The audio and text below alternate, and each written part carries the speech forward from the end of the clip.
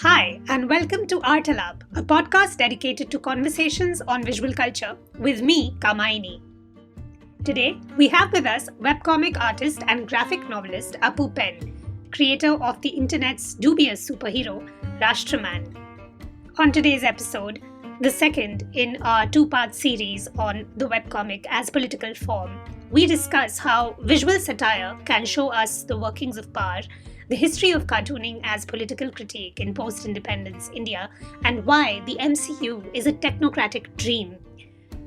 Appupen is a comics creator, visual artist, and musician who tells stories from the mythical dimension called Halahala.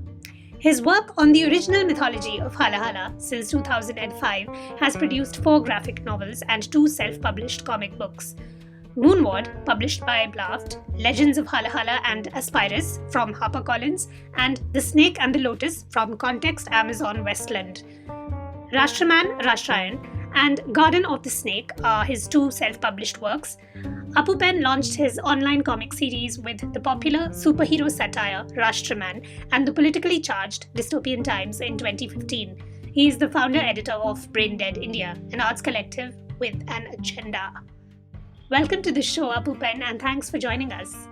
Thank you, Kavyani. Thank you for welcoming me. It's nice to be here.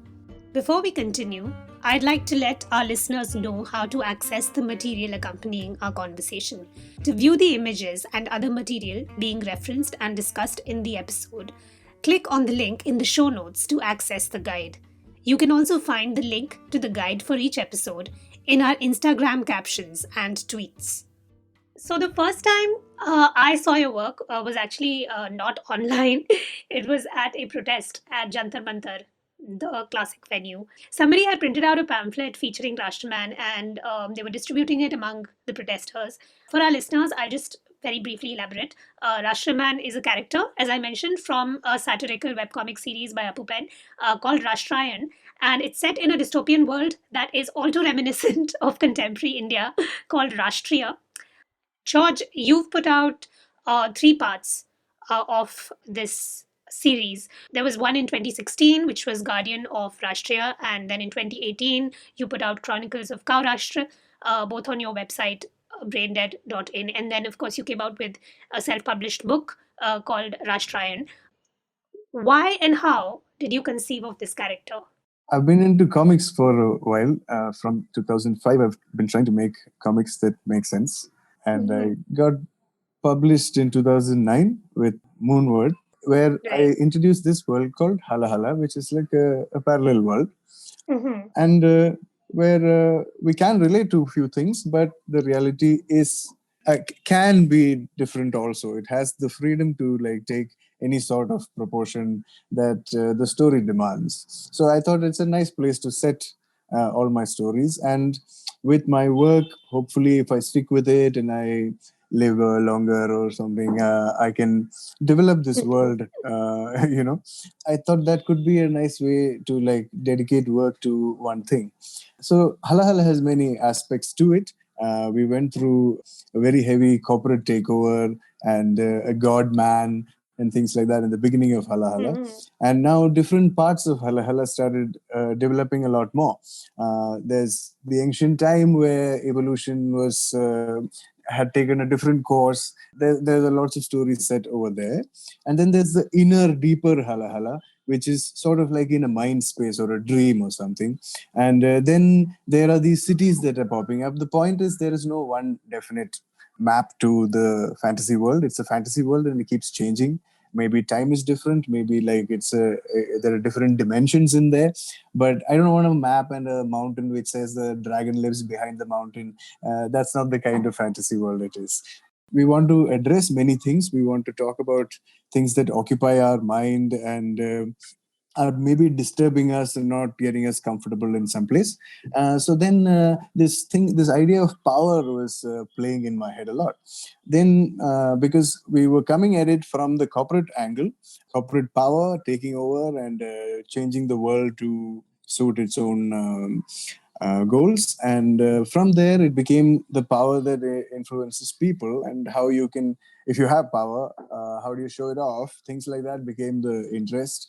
And I'd never been a fan of superheroes. And because it's very fake, right? And it's like believing in a particular god or a superhero, a superstar, a film superstar who's like a superstar on screen, yes, for his stories, and this superhero who has these, the muscles and the look, and he can never do bad. But still there's all this like injustice in the world. So what are all these superheroes getting together and doing in the Avengers Tower? And like this is sitting there and like everything's getting screwed around. My theory is that when I see MCU movies, is that those people, those superheroes, can solve all the problems of the world except for capitalism. Yeah. It's so like apparent. Capitalist imperialist fantasies drive that vision. So it's very clear, no, where the problem lies, because they have come up with the super who can solve everything else. But Yeah. then after that they have to sit in that tower and like shut up and like comment about each other's hair and beard and things like that. Somebody told me, I once asked someone, I was pitching this to someone, and they said that I should headline an essay if I were to write one on this, the consultants. And that's so true. Yeah. Right? Yeah. The Avengers as consultants. Yes. It's a managerial class fantasy. And I think like slowly they have to go into that, because already they're doing ads and stuff like that. So it can be used in whichever way that there it stops, right? Like it cannot cross that border. So I wanted to do a satire, just like I do the satire on the corporate world or ads. We used to spoof a lot of ads. The influences come from Ad Magazine and Adbusters and stuff like that, where we really want to spoof on things, and that's it's also a way of like paying tribute to a movement in a way. But that taking it apart like that made a lot of sense. The satire made a lot of sense to me even earlier as a kid. So a satire on power and the superhero idea. And this dressing up of the superhero and how you treat him, and our movies, our Indian movies are very close to it, because we have this kind of extreme bhakti towards the hero, right? Like the hero singing the song. Who are all those sidekicks like dancing behind him, and he's climbing over them and all that. When he jumps, they all catch him, and they don't seem to have an identity of their own, right? They go with they are the chorus. So Ambedkar has also said that we are very prone to this idea of bhakti, and apparently he'd warned us that like we shouldn't give too much power into one man's hands, and then we'll start worshipping him, because that's what we're used to doing. Initial intent was to make a superhero politician, basically, who has the corporate and the state power together in his hands. In Rashtraman's case, he came up with that. He's very proud of the fact that he's very extreme about his beliefs, and he wants to impose it on. He knows better than you what is like best for you. So he's very proud about it, and that's how it carries through. Like, and sometimes my satire also falls flat because of that. People don't see that. They take it seriously, and then we realize that it's been shared on much popular right-wing pages where they. Yeah, I was like, Rashtraman is basically a Sanghi's wet dream, right? Yeah, that's right. Like, this is absolutely the kind of fantasy, macabre fantasy that they entertain. Yeah, and so, but that's the thing about satire, though, right? Like, as you said, it's a fine line. If you're joking about doing atrocities to people, and if you still find it funny, then chances are you think like that. Sociopath. No, that's true. And also, like, I think like what you said about this kind of critique of idolatry, right? That is so rampant in our culture, particularly. Of course, we know that this figure of the superhero is worshipped in many cultures around the world, many media cultures around the world. But definitely in India, we know this from even our cinematic narratives. But I also thought like Rashtraman is very droll in some parts, right? And some of it is quite on the nose. Sometimes it works maybe a little bit against it, but sometimes it works very well. For instance, like I really like the use of the rupee sign as the symbol of this dubious superhero, right? Because then you actually like just that one symbol, one grapheme is sort of indicating the links between this right-wing majoritarian villain hero, character, and like capital, neoliberalism, this kind of monetary, financial, order as well. So I thought those things were really interesting. And then there's also like these thinly veiled allusions to actual politicians and their operations, right? Like the fact that there's this Aadha microchip to surveil citizens, right? And then there's a Bal Rashtraman version, and there's Vigil Auntie who's out there to control young Rashtrian women. So I find like you're really trying to kind of play with the real and the fantastical, because at this point people also recognize that we know this is not a dystopian uh, nightmare, this is happening, right? So how do you like modulate the distance? Is that something that you also have to think about?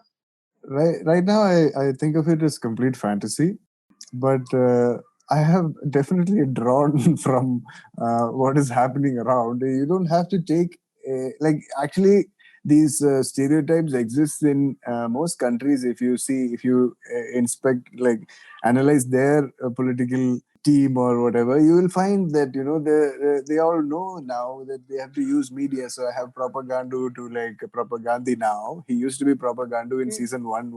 Then Rashtraman understood the importance of media, how Propagandu used it against him. And then he sort of got Propagandu onto his side. And that is how like real power operates, right? Then yes, Vigilante and all these people. There was a definition of fascism I was reading where it said like corporate power plus state power equals fascism. Yeah. It's part of a quote part of some essay from Chomsky, and I read this as somebody's quote. So I thought, okay, that's a good way. And Rashtriya, R, Yeah. Rupee, R, then Republic also R. Yeah, So it's a lot. It's a lot of very telling alliteration. yeah. So and I hate the rupee sign. Yeah, like it's not a very well designed thing, I must say. Like Blasphemy. so I'm pretty sure both of us are oh going to shit. jail. I thought I'll just do a better design for it, and like Yeah, yeah, I like the Rashtraman sign for that. yeah, The thickness of the R curve also. It's. right. It's very suggestive. But yeah, also, I mean, there's a great essay by the economist Prabhat Patnaik. I think it came out last year, where he actually draws the links between fascism and the free market. And it's fascinating because you instinctively know the two are co constitutive.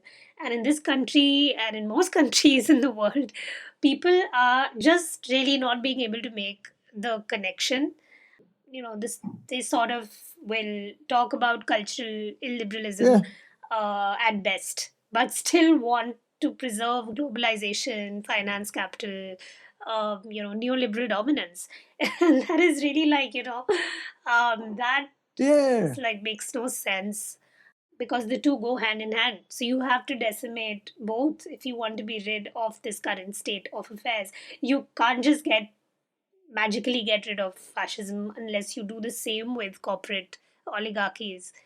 Yeah, because it's quite. I mean, like quite surprising how closely they hold each other. Because if you look at the farmer protests also, like somebody's made a promise somewhere, and we gotta, like nothing can break that promise. Like Yeah. I'm in some way, like my corporate side, like is very impressed with this, this kind of loyalty. Like like Yeah. wow, like yeah, we should teach the whole nation to be like this, and then absolutely no, Yeah. yeah, Yeah. No, and I find it quite, I mean, even in the Kaurashtra comic, I thought, there's this face off between Rashtraman and his, I think, opponent, who's a minotaur like creature, right? Cowboy. he's cowboy, Yeah, it's a yeah, play on the he's a Gaurakshak. prince. Yeah, it's a play on the Gaurakshak kind of idea. But I mean, the iconography, of their face off, I thought was quite reminiscent, going back to Marvel, of the, of Civil War and like Captain America. You are sort of drawing on that, no? Yes, I called it Civil War also, and then I was going with that. I'm not more interested in the Marvel scene than that, but to use that Civil War for this was very tempting. Like because Yeah. everybody, the whole world is talking about that. If you make something saying Civil War, then they're going to buy it. Then they're going to read it. Then I also want to kind of pull back a bit from Rashtraman and talk a bit about your the art that you've been making for many years now, since 2005. Your website says, and your earlier work has included books like Moonward, Legends of Halahala, which you've talked about, and the Snake and the Lotus. So all of these books are set in a separate dimension, right? Which you've talked about, Halahala. And that's the name of the poison that came out during the Amrit Manthan, the churning of the ocean, right, in Hindu mythology. So I wanted to ask you, like, there's, in all of these works, I mean, even leaving aside Rashtraman, there's a sense of heroes and villains and the scale at which things are playing out. What is it about myths and their subversion that's attracted you in your practice? I don't think I've managed that scale in any of them actually. In Snake and the Lotus, I was trying for a grander Yeah. like setting for the whole thing, even though it's complete doom and complete it's a broken world. I wanted to show it in that kind of a grand setting, beauty out of like the ruins. Yeah. The others, frankly, I don't think I managed the kind of thing. I'm a big fan of large stories. Like the our mythology stories are very interesting for me, and I think they're really great achievements. I don't believe it's been done by a single person or anything. It's been collected, and it's a work of a time, rather. So the fantasies of that time reflect on what people's preoccupations were and what all we needed. Like I see a lot of religious text also in that sense, like a story. And there's meaning for everybody in it, like whichever text you take, right? I thought I should make like a tribute to these things, and the proper way to do a tribute would be to like make a mythology of now, not like retell these things again and again and again. Man, please, Mahabharata for the West, Mahabharata for the East, Mahabharata for the middle. Like, oh man, Bhima's perspective, like, Hanuman's perspective, the chariot's perspective. Like, oh my god. Yeah, okay, I'm done with my rant on that. Yeah, and tell us how you really feel about it. No, yes, I do understand. But no, but the thing is, okay, so yeah, but it's also my question then is, so there's this kind of, let's talk about your use of the mythic idiom in the Halahala books. It's that tendency is less present in Rashman because it's a more straightforward riff on the US superhero canon. Though one might argue that that genre has similar influences. When you think about the epic, as an approach or a mode versus the realist with a small r mode, many scholars have shown how it's tied up with the material and philosophical circumstances of historical modernity. In realist works, the world is depicted in its ordinariness and banality, which is a break from the epic style of narrative, which is articulated through conventional stylized types. The fact that you chose to take an epic stylized approach to the contemporary really emphasized, I felt like it really emphasized its allegorical aspects. You eschewed a naturalistic rendition or even an interpretation of an existing narrative, as you so eloquently bemoaned that type of work. You took the form of the epic and you applied it to the contemporary context. So, do you want to unpack that a bit? Maybe we can tell it more clearly in some time. Sure. Right now, I'm not It's a trying for work in anything, but progress. what you're saying is quite like something I'd like to create. But I think that also requires a lot more work to be there to Yes. really like do justice to the world and all that. Yeah. See, to we want to definitely blur the lines between these genres that we are stuck to. I want to bring in politics and romance and horror and everything into this mix. I want to mix these things, but there are these realities that hold true. Like like if you take an ancient myth, what you call an ancient myth, a lot of the fantasy in that is the time. So they rode chariots and they attacked with spears or bow and arrow. All that becomes fantasy for us in this time. So I try to bring the fantasy in, but like use more current things and current fears and realities, like finishing off the resources. At that time they weren't worried about finishing off resources. And now we have only limited amount of resources, and there is death, there is extinction, there is we're destroying species and things like that. And then why? Because of the power. Yeah. So the instrumentations, I want you to relate to it directly, and some point, like see it in your own life also, only then that circle is completed. So yeah, try to like make that world like that. And now I'm going into the inner world actually. Like there's a lot of stuff happening in the mind Like a itself, people. psychological narrative.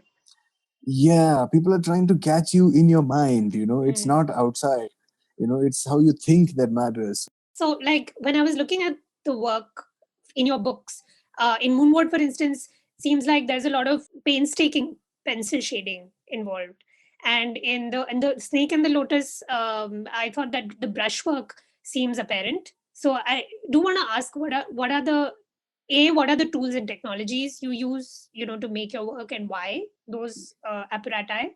And secondly, I wanted to ask, like, when you opt for something like grayscale in the case of Moonward, or a blue white scheme in the case of Snake and Lotus, why do you make those decisions? I mean, what is the thinking behind that? Some of it is aesthetic, and some of it is just because I don't have the talent to do otherwise. So, Moonward Time, I don't want to play much with colors because colors is just another world altogether. I'm not that equipped to deal with colors. I thought was. I didn't think I was well equipped to like deal with the art also. Hence the frantic shading with the pencil, and I'm trying to make up details to sort of distract you also in a way from my poor figure drawing, I think. So it's all this to see, because primary thing for me, I'm not trained as an artist, but I needed to convey a few things, and for me the main thing is that I need to tell some stories. Telling the story is more important, so therefore the style changing also. It's not like I've like mastered a particular style. I've sat on it for like years. I try out the style for a bit, and when I feel that I can run with what is needed for the story, I go with it. I want to tell stories, many stories in different styles, hopefully. And if you like you mentioned, like Moonward is enough. I mean, it's very good in gray for me because it goes into that grayness. The wasteland is gray. There's not much hope in it in the concept itself. So even the name and everything, I felt it went very much with the gray thing. So I was very happy to leave out colors, and my publishers were extremely happy that I left out colors because then it becomes much more cheaper to print also. But I didn't want Halahala to look like a grey world in general. Because I realized after Moonward that I am thinking of a world, but this is all I have showcased outside, and it happens to be grey. So everybody's thinking of this gloomy, dark world. So I wanted to make something much more colorful and vibrant and funny. So Legends of Halahala came like that, where it was just like love stories that happen in this Halahala place, and it has its own color to it. It has its own flavor to it. So a lot of color in that. Snake and the Lotus was also a tribute to the woodcut artists that I used to follow a lot, Lind Ward and all, Inward. people in the 1920s and Yeah. stuff, who I think were the first guys to make long stories in images without text. Yeah. And they used to have these full page illustrations. The full page is composed as a scene in the story. I was really taken up with that for a while. So I wanted to do a style that could be done in woodcut. It's my version of that woodcut. It's my adaptation of the woodcut style. But that's why there's so much black and white and the brush, and it's heavy fills, high contrast. But it suited the world inside the Lotus City, and also the light in that world is different. There is no sun, so it's a kind of a glow or haze that you feel, very artificial kind of light that you feel in the place. Mm-hmm. So this worked for that. Also, I think it was just an exercise for me to do if I can do like 300 pages in that style, because it was a little intimidating in the beginning, and I just wanted to go through it to see if I can do that that lot. It seemed uphill, and then it felt nice when you finished it. It's that kind of work. Yeah, yeah. It's so interesting that you talk about also how to evoke things like luminosity, in two dimensions in a way. And I mean, of course, it's an old problem to solve in art history. It's very old, but it's still interesting to think about how different. I'm always fascinated by how different artists choose to evoke light in different ways using the materials that they have, especially on flat surface. But you mentioned Lynn Ward, and I kind of actually want to go back to his work as well, because there's very little text in your books, I noticed. And like Lynn Ward's woodcut based panels were wordless. And in fact, he took his inspiration from Franz Mesril, who wrote a book called The Sun, which is actually a kind of which cites the Icarus myth, right? And since your work Yeah. also deals with myth and as we've discussed, I thought it was interesting that you chose to adopt this text as style of graphic narrative. I'm also thinking of Peter Cooper's work. He wrote a book called The System, which is of course much, it's not aesthetically like yours at all, but I just thought it was interesting to bring all of these different works in conversation with yours. So tell us Absolutely. about that. I was trying to. I think it was one of Cooper's books. Sticks and Stones was there, and I'd seen some books like that where I thought the communication was a lot more powerful. And I was coming from an advertising background, where we used to spend a lot of money translating everything in different languages when things have to go across the country itself for to be put out in different parts of the country, and that becomes a big thing for comics also. How you translate and get it into a local language or something. That's what actually pulled me towards the silent stories. I thought like people will just understand the images, and get to read it like we could do it in our when we used to live in caves and stuff. We used to draw on the walls and so I thought I could tap into that very basic kind of mood for some of the stories, especially like what you said, Masaril and stuff. You can see clearly from his work that he is the first guy to like do this kind of thing. So he, along with the Sun, he has a story called The Idea. Mhm. The Sun, The Idea, and one more book is there here. Story Without Words. One of his stories is called Story Without Words. Right. So he was the first guy to do it, so he could like call it all these things, like Huh. how can you how can how can you call your story without words if like everybody today you can't do that, right? I like the impact of the words and the thought that it can reach anybody without impact of the images, I mean, and it can reach anywhere without words, right? So words also have a habit of like sort of interfering with the work, it'll give you certain whatever your idea of that word is or whatever you associate with that word could come into your mind before what is intended by the author. When I listen to music, I try to listen to music without words when I concentrate. Words come in, and each word has a lot of loaded meaning, and then they're singing about something, and then the whole thing becomes about that one thing. Otherwise, the music allows me to think free. I go everywhere in my head, but that word calls me immediately to a particular spot. So just like music without words, I thought the visual journey of the comic without words would maybe in some themes, of course you can't tell all stories like that. You cannot express some things, like it'll be easier to just put the word down, or some new things that you want to introduce have to be used in words. But for certain kind of narrative use, I especially like this mythology or like an allegory kind of thing.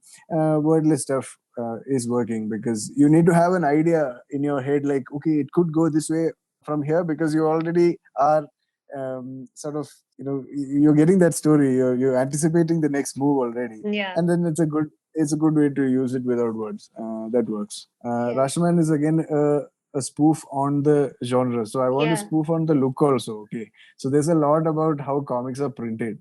Huh. So earlier comics, if you see, you always remember the earlier comics in where the colors are bleeding into one another, like there'll be some overlap of print or something, and there's this red bleeding into yellow Yeah. Yeah. kind of thing. That kind of thing always comes. So I wanted to get that strong single color feel mostly, so there's very Hmm. little shading. That's why you said it's a graphic design approach kind of thing. Hmm. And also like comic layouts. Superhero layouts are very different from other graphic novel layouts or other graphic novel storytelling, because Right. you want to like crash every page, you want to smash it in, you want to like do that action and give it more power than there is. Hmm. So the visual language there is very different, sometimes almost comical in that sense. So I want to exaggerate on that also. So the Rashtraman language comes from there. Right. But I also felt like but see, Rashtraman is a lot wordier, I thought, a lot more verbose. Yeah, yeah, And I yeah, yeah. understand that has to do with the template, right? Because you're sending up the superhero And genre. also the premise is not very clear. Most people still think that he's not a, like, I couldn't possibly spend so much time drawing a character who's a villain. He has to be the hero, right? Yeah. So a lot of people do go with that, and I think Rashtraman's appeal also, like, but I need to say something in words for those who are reading. Yeah. Like, that's where the satire and the jokes can come in. So I need it. I would not use it in silent, because it'll be very misleading. I will lose the power of Rashtraman if it was silent and I leave it to interpretation. This is one case where you don't want to leave it to interpretation. You want to clearly say like what you mean. Otherwise, you're lost. Yeah, it's also the nature of Rashtraman, right? Like as you said, that fine line between satire and a literal Yeah, yeah, depiction, as though you're valorizing it. So I think yeah, that of course is a bit risky, particularly in the kind of media context that we live in India. yeah, But also, like, one need not be explicit about what one is saying, but the work speaks for itself, right? I mean, the choices you make as an artist, in terms of form, design, style, like as you have made. I mean, even with Rashtraman, the sending up of the superhero, that is already political, right? And or like, even like when we talk about your textless books, I mean, all of the things that you just said, they're already making, it's a commentary, right? Whether it's Lynn Ward or Maestri, everybody is using the work itself to critique or hold a mirror up to reflect what's happening. So you can't really ever delink the two, even if your work is not obviously political, right? These things exist within a kind of history, right? yeah. It's like in the last 4 5 years, everyone's awakened to this political idea, Yeah. and now to do anything is suddenly it's political. Your views are political. Your opinions are too political. Things like that. But what I want to say is that like, this is just comic art. Like, I told you that time, like, cartooning has gone on for a long time. Storytelling has gone on for a long time. If you see any of them, right from like biblical times, it's Mm. always an allegory or a message to like society. That's pretty much all like people are doing now. There's nothing very radical about it or anything, but the background has changed so much that a basic commentary has become this most political like statement. Are you crazy? Like, you must be like off your Rocker. rocket to like say that, like that. So that is disturbing. And when you do just a fantasy superhero story with a joke, people wonder if it's safe to say things like that and all. That is how our background has changed, the way things are being seen, and how people think that your mind should be controlled. That's what got me into this power trip thing Mm. with Rashtraman. Around 2015, I made some and I kept it. I wanted to make a whole series, but then I started putting it out. I thought, okay, it's time to Yeah. put it out.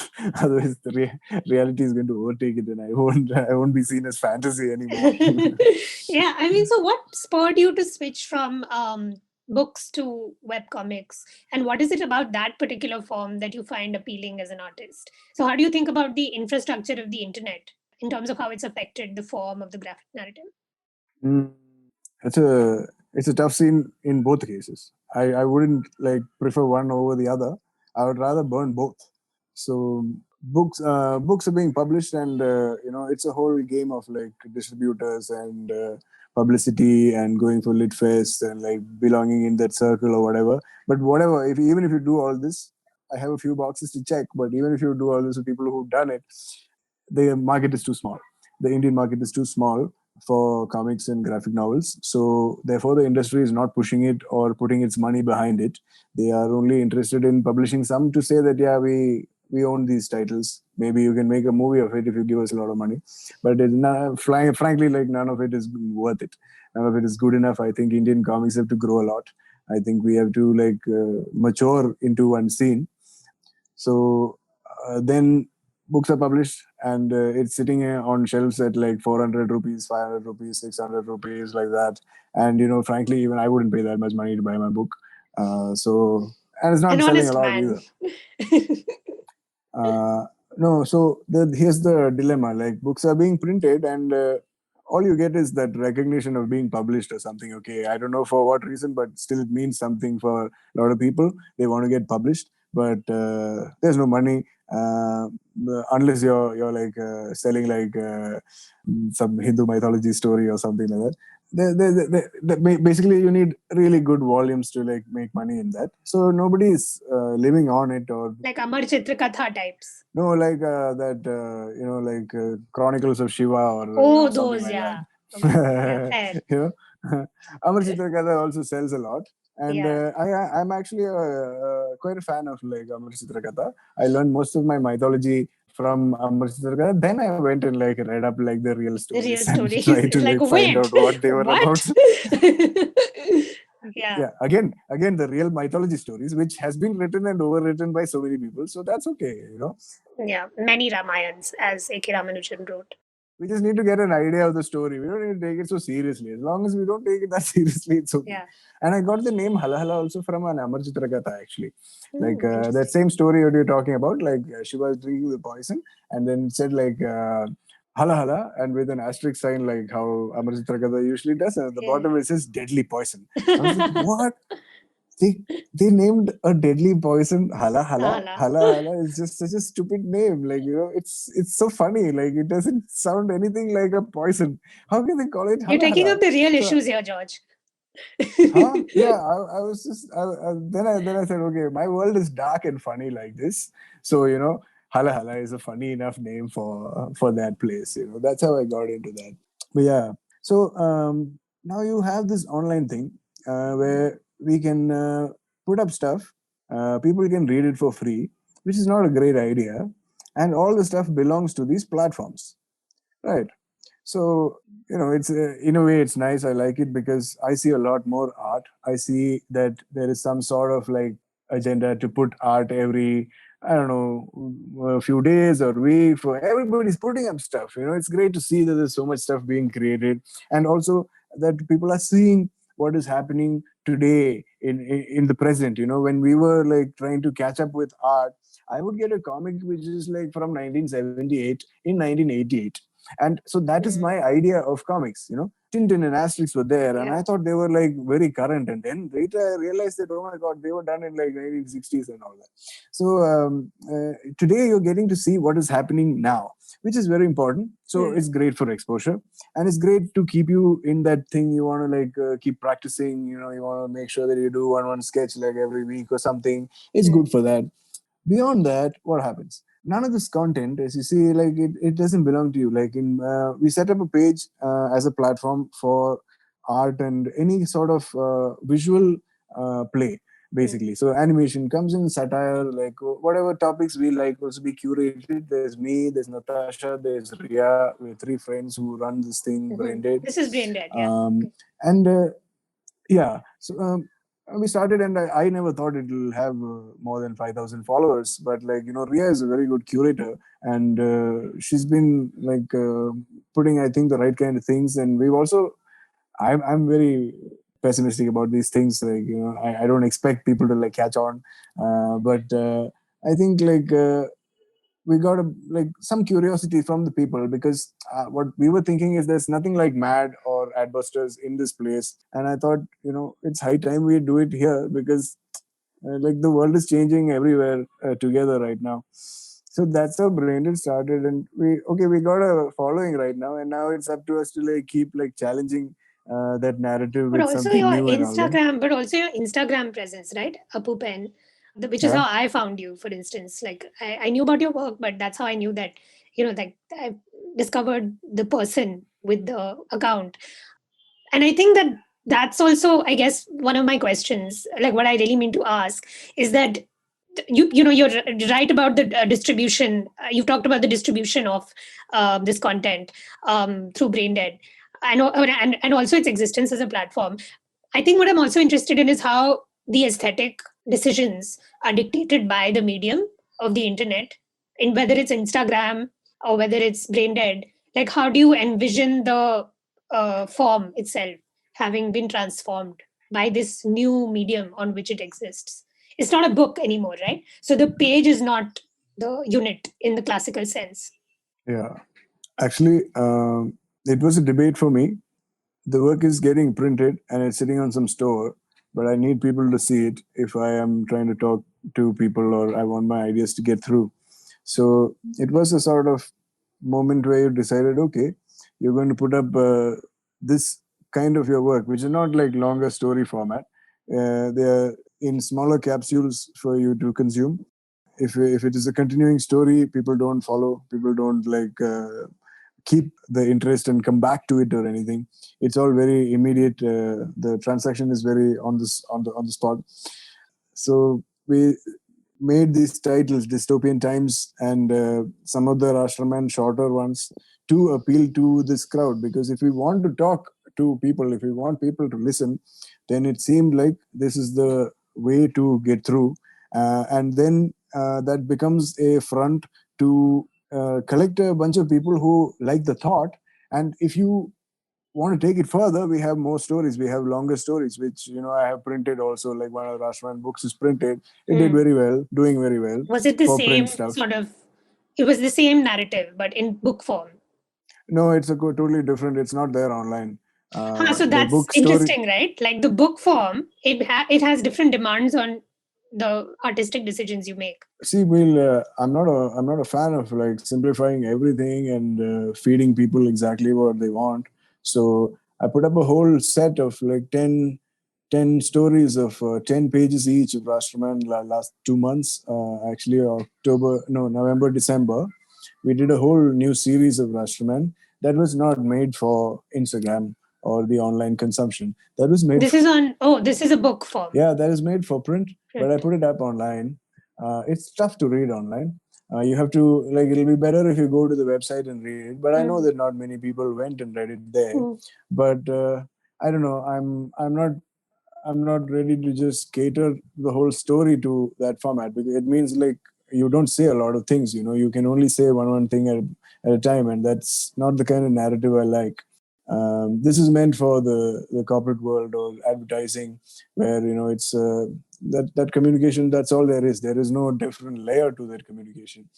I don't like that. So like the panel only kind of communication style, you mean? Like the one that Instagram facilitates, which is like swipe and even the narrative, it means that I can only tell you one story. There cannot be like a hidden story. You cannot. There's no space for you to read between the words or anything. So I don't know. Sometimes that takes away a lot from the kind of comics and the kind of work that I want to do. So I didn't find much sense in printing it in this year of lockdown and everything. So I put up the stuff that I was going to print. I put it up online. People who are interested can read it, and I think I'm going to print the same thing, by the way. So it's almost like if you are interested, you can collect it online. But a lot more people buy it in print, because when they see it as a book, it feels like something they can pay for. Maybe they won't read it, but like it's a nice thing you keep on the shelf. Nice thing to keep on the shelf, like you're politically aware and all. Wow, like you read comics and graphic novels. It's a signifier. Okay, that's great. Yeah, it's a it could spark a conversation at some point. No, I just find it really interesting because I'm also thinking about the restrictions that spatial format of Instagram or the web imposes on narratives like yours. And based on what I've seen of your work, I was really interested to see how you took that up as a challenge. Clearly, you're not a big fan, and yet you do have those. You do have narratives on your Instagram page. So I was really interested in seeing how you took up the challenge of confining yourself to the panel-based kind of storytelling mode, even though that's not necessarily what that's not your preference. See, spatial stuff is always nice. As a designer, you can take that challenge, and sometimes you have to design an ad for like a 2 feet by 30 feet long banner or something. You still have to make it work. So that's okay. But on top of all that, the if I just look at Brainded as a brand and I think of like the kind of following it has, we cannot take the following anywhere. The following is only on that platform. If the platform closes or our page gets closed down, then that's all there is, right? So there's nothing really to stand on. I want to like get people more into the habit of reading comics elsewhere or looking for our stuff online, like on our website or something, but people are not doing it, and that is why we are here. That is precisely why we're here. I am not under any fantasy that I'm going to fight and like deflate Instagram's bubble. I will use it while I can, and then it'll change, because I started doing this with like, what is it called, MySpace. Before MySpace there was something, what was that called? Everybody was on it. Anyway, Orkut. MySpace. Orkut, yeah. Yeah, I'm old enough to remember this. Before that, I had a website and I had to email people to come to my website, and that's how I got my publishing deal, because I had like just put up stuff online in 2006, 2007, and publishers contacted me. I was very lucky that way. It was before all the social media stuff, but now we have to use what is selling rather, and try to sort of play with it there, divert it from there. I think that's where the trip is. We have to go where the people are, and then subvert that crowd into something, or inject some influence or some art into them, and see if they react, because most people won't react in any given crowd. So you're only looking at a few people who might get triggered by this, and they'll turn, and then maybe it'll mean something for them in their lives. This is the best thing you can hope for on any kind of like art or NGO activity that you want to do now. It's not going to affect many people. It's not going to change the world. And if it makes your life a little more sensible, good. Yeah. But No, you I have to think be it's also realistic about it. Yeah, and I also think like this is how media history has always been, right? I mean, we talk about proto-graphic narratives on caves, as you said, or on stelae, right, on walls, and on in the form of hieroglyphs, or in the form of engravings in many parts of the world. I mean, those were all pictorial represent narratives, right? And then you come to the printing press, is invented, and suddenly you have the page as a new form, and then now you have the internet, the screen, which is a new form. So I mean, these changes keep taking place, and these transformations are. And the return of the image. What do you mean by return of the image, though? Now I can only take in one image worth of like information. Like if you see the 80s, the 70s ads, they were very copy heavy. Then 90s we Okay. cut down. You mean versus Now we text, like text heavy versus image heavy, right? Yeah, Sure. like going back to caveman times, like So just the image has to do it, and therefore the thought has to be simplified to that level. Yeah. It is like a yes or a no. It's like this troll who comes underneath this issue. He doesn't know what the issue is, and he says, "Sir, like karna hai ki boycott." Just tell me, like make it simple and just tell, and we'll do it. Right. It's like Kamal ke upar button dabao. Or if you're Jyotiraditya Scindia, then you get confused about which party you're supposed to be Which asking party? people to press the button off. I think he is the majority. Yeah, but like in the backdrop of petitions being filed against sanitary panels and stand-up comics like Munawar Faruqi being arrested, do you think that political art has taken on a greater significance? I mean, you were talking earlier about locating yourself, right? In the longer history of political cartooning, we know it's not new. You have something like K.S. Pillai's Shankar's Weekly, which ran from the 40s up till the emergency. You have R.K. Lakshman of Times of India, E.P. Unni of the Hindu, Rajinder Puri of Hindustan Times and Statesman. So you have like a canon of people who've been working in this terrain. How do you see that legacy with relation to you and your contemporaries who are working in this arena? And against the backdrop of what's happening in terms of silencing dissent currently? I don't think there's any justification for Munavar scene anyway. Like it's just okay. Like somebody thinks it should be done or something. Because at that time we cannot react. Also, no, we don't have any logic anymore. I think the problem is with information. Earlier, we didn't have so much information to play with, or the fear of this information. It's quite funny how it has come about, because it is always the propaganda that brings this forward. So this too much of information. Like we have many dystopian stories and settings where people are contemplating the information scene, like what will it be like when there's too much information, we cannot like put it all together and we cannot process it, kind of thing. There's no way we can control it. So it's this attempt to like control, which I don't think So you you're can saying, are you control saying also. that the landscape in which all of these other people were making work was markedly different, even though you're doing nothing different from what they were doing? Is that what you're saying? Like they didn't have trolls. I mean, not in the way that we have today.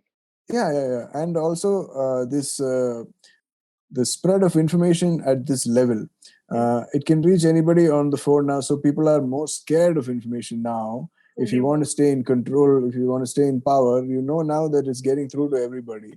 Earlier, okay, it's coming in a newspaper. Newspapers were read by more people then, but if you see the reach of the newspaper, there'll always be like some lakhs of newspaper or something like that, and only people who are educated are reading the Literate. newspaper.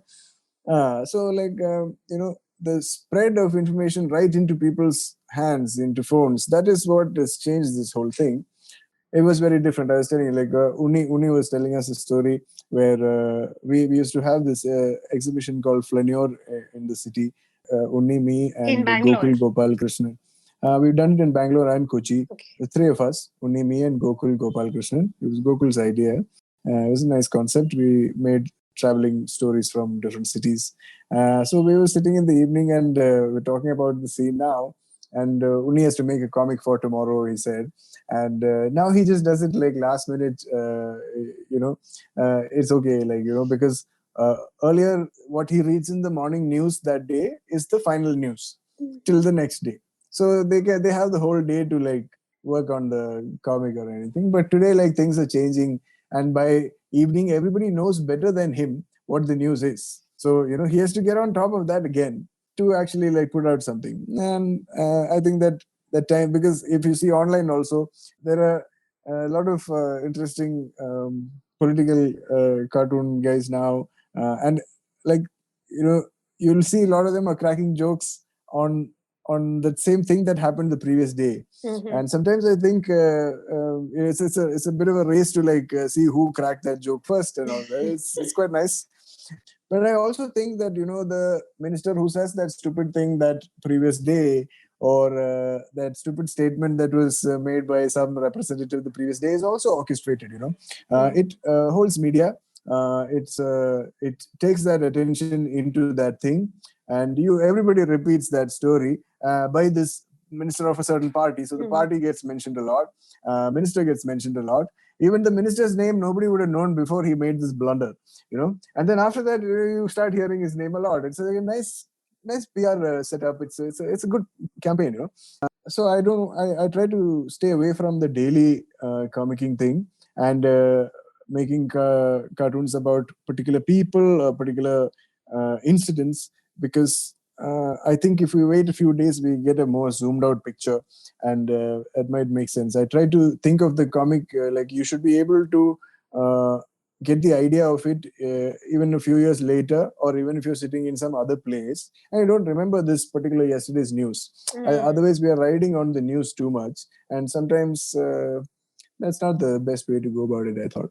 Right. So in one sense, you feel like the topicality based graphic art, cartooning, for instance, is something that you are not that interested in because of the fact that it's tied to specific events or really particular moments. Whereas you believe the narratives you want to create, they should have a more of an enduring legacy in a sense, or they should be, relevant even years from now. Yeah. Because otherwise there's a risk of like falling into somebody's narrative or the other person's narrative. Yeah. Here you're just putting it as an analogy of what's happening, and then everybody gets it as a story, right? If it's a story of violence, and most human beings know like where their allegiance lies when you hear the story. That is why we have like such black and white movies and, and serials where you clearly know, like, okay, I'm with this guy, that guy is the villain, bad guy. Like, yeah. Moving away even from the political, tonally, I was sort of reminded of certain contemporary parodic comics in India. Like, I don't know if you've seen Ood Bilao Manus. Oh, yeah. Yeah, like, I don't know. I mean, this was many years ago that I came across their work, but Yeah. I just, it sort of reminded me a little bit of their tone and tenor. No, there are some nice, like, so, see, we have to find our own voice, like, over here, you know. I like this kind of stuff because it speaks its own language. It's not trying to be like some superhero DC comic thing or Yeah, something. I'm sure you know Sumit Kumar's work also, yeah. Bakar Max. Yeah, Bakar Max. Very good. I like. We share a lot of Rohan Chakravarti green humor. Oh, yes. I follow Mostly them.